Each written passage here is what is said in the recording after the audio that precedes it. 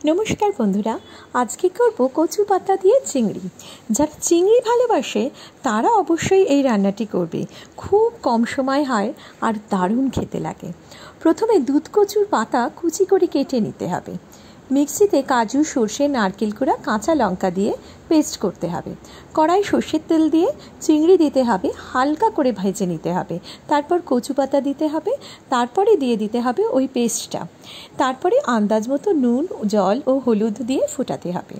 বেশ মাখো মাখো হয়ে এলে নামানোর আগে অবশ্যই কিছুটা কাঁচা সর্ষের তেল দিতে হবে। এই রান্নাটি খুব দারুণ খেতে আর খুব সহজে হয়ে যায়। এমন আরও রান্নার জন্য তোমরা অবশ্যই সাবস্ক্রাইব করো, আর রান্নাটি করে কেমন লাগলো তা অবশ্যই কমেন্ট করে জানিও।